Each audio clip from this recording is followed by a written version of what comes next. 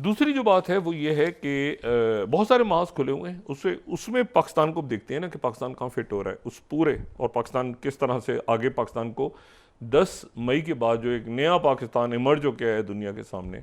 शहबाज शरीफ साहब तुर्की में है आज, उसके बाद मेरे ख्याल से ईरान, तुर्की, ये सारे मुल्क हमारे देखें। जियो पॉलिटिक्स हमेशा आपके ओस पड़ोस से शुरू होती है। अगर आप ओस पड़ोस में मामलात आपके ख़राब हैं, जैसे इंडिया को देखना है कि उनके उस पड़ोस में जो ममालिक, तो फिर आप जाके वो कहेंगे जी मैं वो एक टम्बकटू के साथ अपने उनको कायल करने जा रहा हूँ टम्बकटू के अंदर कि भाई ये हमारे एक डेलीगेशन भेज रहा हूँ टम्बकटू, तो वो कहेंगे भाई आपके आसपास के लोग सारे क्या पागल हैं, चारों तरफ जो आपके पड़ोसी हैं उनके साथ आपका फटा पड़ा हुआ है, तो ये जो है ये आप कहाँ से पहुँचे। और दूसरी बात ये कि जब देखें हाथी के पाँव में सबका पाँव, इंडिया इतनी दफ़ा इनका नाम ले चुके हैं और कश्मीर का नाम इतनी दफ़ा ले चुके हैं प्रेसिडेंट ट्रम्प कि अमेरिका जाके किससे मिलेंगे मुझे नहीं पता। या तो ट्रम्प इंतजामिया के लोगों से मिलेंगे, थिंक टैंक से, वो तो आम आदमी ख़त्म जैसे भी पहुंच जाते हैं थिंक टैंक्स में, तो वो कोई इशू नहीं है। इशू ये है कि क्या ट्रम्प इंतजामिया इनकी बात सुनेगी, तो आई डाउट कि वो बात सुनेंगे, बल्कि वो मज़ीद गुस्से में आएंगे कि ये हमारे मुल्क में आके और बताने जा रहे हैं और लॉबिस कर रहे हैं, ट्रम्प को नहीं पता चले तो बेहतर है। दूसरी जो बात है वो ये है कि ये ज़रा नए महाजों को सबको लेके ये एक बहुत बड़ा ऑर्डर डिसऑर्डर में तब्दील हो रहा है उसी थीसिस पे, और उसमें बिल्कुल मामलात उसी तरह जा रहे हैं जिस तरह हम कहते रहे हैं। पहली बात तो ये है कि यूक्रेन को पिछले 24-48 घंटों में शदीद सब, यानी हर रोज़ ये हो रहा है कि पहले रोज़ से ज़्यादा जो है वो ड्रोन और मिज़ाइल अटैक हुए हैं कीव के ऊपर, और ये अक्रॉस द यूक्रेन हुए हैं।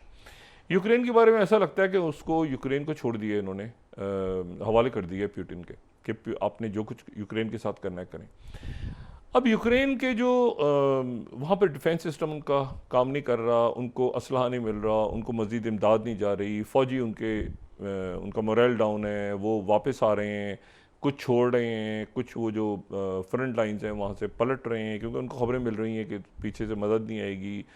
लेकिन ये है कि बातचीत आगे बढ़ नहीं रही, और वो जो है वो कीव पोस्ट का एक ऑपेड उनका बड़ा इंटरेस्टिंग है, 5th अगर हम दिखा सकें, वहाँ का एक बड़ा रोज़नामा है और उसका एक ओपिनियन उसमें आ जाया है 5th, the fate of surrender, कि how soft rhetoric and false neutrality betray Ukraine and democracy itself.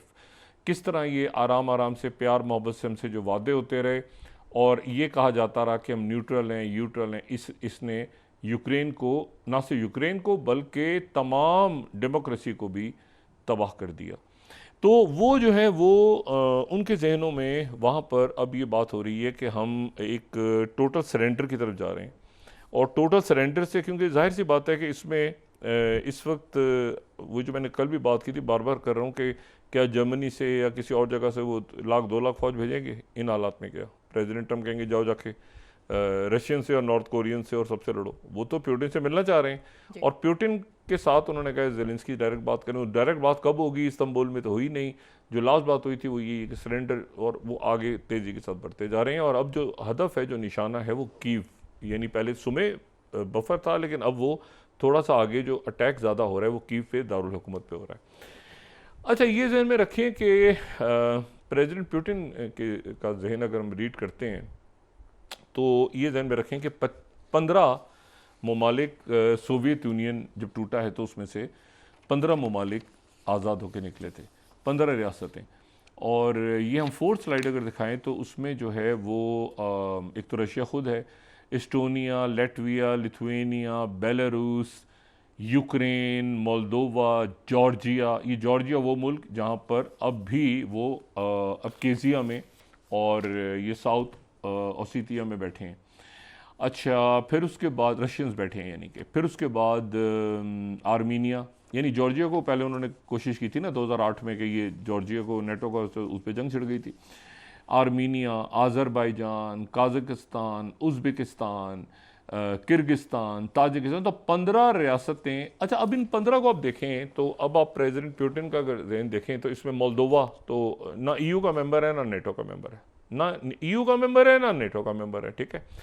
तो ये सारे जो हैं ये इसको हम लिस्ट को गौर से देखें देखिए आर्मीनिया जो है, आर्मीनिया अज़रबैजान, इनकी सुलह हो गई। आर्मीनिया जो है वो CSTO का रुकन बन गया था, लेकिन डिफीट खा गया। रशिया ने सपोर्ट कर दिया अज़रबैजान को, ठीक है। तो दो मुल्क तो आपस में इनका पीस टॉक्स वगैरह हो गई, ऊपर के दो। बेलारूस के अंदर उनके वेपन्स हैं, न्यूक्लियर वेपन्स मौजूद हैं बेलारूस में। एस्टोनिया फड्डे में आ गई है बीच में। एस्टोनिया एक आप समझ सकते हैं कि पुतिन की नज़र एस्टोनिया पे ज़रूर होगी। जॉर्जिया में तो झगड़ा खड़ा हुआ। काज़ाकिस्तान, किर्गिस्तान, ये सारे मुल्क उनके साथ, उनके स्फीयर ऑफ इन्फ्लुएंस में हैं। ये जो हैं, ये जो है, ये कोई इशू नहीं है। ऐसा ये जो बाकी मुल्क हैं, लातविया, लिथुआनिया, ये इन पे भी उनकी नज़र होगी। ताजिकिस्तान, तुर्कमेनिस्तान, ये मुल्क सारे जो उज़्बेकिस्तान, इनके साथ उनके बड़े अच्छे ताल्लुकात हैं। और ये जो हैं, ये इसमें ये कोई इशू नहीं है। लेकिन इसमें जो इशू है ना, एक तो मोल्दोवा, अगला मोल्दोवा पे नज़र रखनी पड़ेगी हमें, जो नंबर 10 है मोल्दोवा। ये मोल्दोवा को अगर मैप में देखें ना, तो मोल्दोवा जो है, अच्छा मोल्दोवा ना EU का मेंबर है ना नेटो का मेंबर है, मतलब दोनों नहीं है, बस उसको ऐसे ही छोड़ा हुआ है। उसको एसोसिएट मेंबरशिप देके इन्होंने ट्रक की बत्ती के पीछे लगा दिया। तो मोल्दोवा अगर देखें तो बिल्कुल साहिल में, ये आपको अगर हम सेकंड स्लाइड देखें तो मोल्दोवा जो है वो ट्रांसनिस्ट्रिया के साथ जो है वो फिर एक पतली सी स्ट्रिप है, ये पहले भी डिस्कस कर चुके हैं, वो लेके जाती है मोल्दोवा तक। तो नीचे के सारे इलाके जो कि उस तरफ जा चुके हैं, ब्लैक सी, तो इनकी यकीनन प्रेसिडेंट पुतिन की जो है मोल्दोवा पे नज़र होगी। ये इसका इम्कान जाहिर किया जा सकता है। दूसरा जो है वो सबसे बड़ा बॉर्डर इनका, वो पता नहीं फिनलैंड को क्या ट्रक की बत्ती दिखाई इन्होंने, बाइडेन जामिया ने, फिनलैंड नेटो में चला गया। फिनलैंड को 800 किलोमीटर से ज़्यादा फिनलैंड का बॉर्डर है।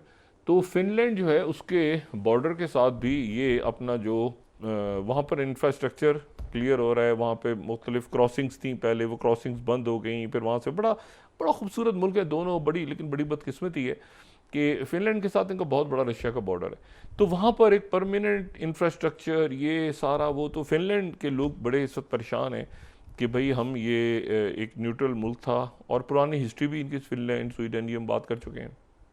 तो ये सैटेलाइट इमेजेस बता रही हैं कि रशिया वहाँ पे बहुत ज़्यादा इंफ्रास्ट्रक्चर बना रहा है। तो फिनलैंड जो है वो एक वहाँ पर भी हाई अलर्ट है, और वो सारे इस वक्त सोच रहे हैं कि फ्यूचर के अंदर जो है ये कौन आके यहाँ पे लड़ेगा, कौन लड़ेगा। यूक्रेन की वजह से पूरी दुनिया को एक मैसेज गया है इसमें। देखें, एक तो चीज़ EU इस वक्त हिल गया है पूरा, दूसरा नेटो का कोई सर पैर नहीं है, तीसरा ये कि प्रेसिडेंट पुतिन ने 50% टैरिफ आयद कर दिए हैं। यानी इस मरहले पे वो बजाय इसके कि वो कुछ अपनी पैसे जमा करते, यूक्रेन की मदद करते, उन्होंने 50% टैरिफ लगा दिए हैं सारे। और वो उनका ख्याल था कि जुलाई के आखिर में कोई 10-20 एक एक आदमी जाएगा, वो ठीक करवाता रहेगा। और पूरे EU पे उन्होंने एक साथ ही 50 टैरिफ आयद कर दिए 1 जून, यानी 5-6 दिन के बाद वो 50% टैरिफ आयद हो जाएंगे। उसके बाद जो है वो दूसरी बात, तो वो नेटो के अंदर, साथ ही वो हेग के अंदर, ये जून के अंदर ही समिट है 23-24 को हेग के अंदर। तो उसमें प्रेसिडेंट ट्रंप को बुलाने की पूरी कोशिश हो रही है कि नेटो किसी तरह तो रहे, लेकिन ये कि वो कह रहे हैं नेटो को 5% लेके जाओ। नेटो के 23 मुल्क ऐसे हैं जो 32 में से 23 मुल्क 5% पे नहीं है, अपने जो पैसा है वो 5% नहीं डाल रहे। वो डाल भी देंगे 5%, तो भी अमेरिका सबसे ज़्यादा बड़ा डोनर होगा। वो सब अपनी अपनी छोटे छोटे मुल्क है ना, तो वो अपने 5% सब डाल लेंगे, सारे डाल लेंगे, तो फिर भी अमेरिका का जो शेयर है फिर भी ज़्यादा होगा उन सब के सब को मिला के। यानी अमेरिका इस तरह से उसमें नेटो में इतनी बड़ी उसकी पावर है। अब सूरत हाल ये है कि वो तो इन्होंने throw under the bus Zelensky जो है वो तो बिल्कुल ही वो फारिग, वहाँ पे उनका मुल्क जा रहा है, उनके वो क्रिटिकल मिनरल्स और रेयर अर्थ मिनरल्स और ये वो सारा, जो मैंने पहले भी बात की थी कि ट्रंप के जहन में ये है कि एक दफ़ा रशिया के पास चला जाए तो रशिया में इन्वेस्टमेंट करूँगा मैं, रशिया हो सकता है उधर ही जाके मुलाकात हो जाए, तो जितना का जो कुछ करना है जल्दी करो। मतलब एक तरह से इशारा है पुतिन को कि जल्दी करो। अच्छा, पुतिन को जल्दी भी है, लेकिन ये कि वो तो सारे खुला हुआ है मैदान, तो वो कीव की तक आगे पहुंच रही हैं उनकी फौजें। कीव ये दारुल हुकूमत है, तो फॉल ऑफ सरेंडर की बात हो रही है, अब surrender and fall of Ukraine की बात हो रही है, सकूत यूक्रेन कह लें जिसको। उसके साथ ही यूरोप के अंदर एक तरफ तो EU का मामला जो है वो बड़ा बहुत अच्छा हुआ। मैं तो इसको जब ये हुआ था टेरी मे के ज़माने में ब्रेक्सिट, तो मुझे तो उस वक्त इसकी कोई लॉजिक समझ नहीं आती थी, लेकिन बड़ा अच्छा हुआ कि डिफेंस पैक्ट हो गया ये UK का और यूरोप का। उसके नतीजे में यूथ आ जा सकती है, उसके नतीजे में ये गेट्स के ऊपर मामला जो मतलब है कि लोग बहुत आसानी से आ जा सकते हैं, डिफेंस के ऊपर मामला सारे तय हुए।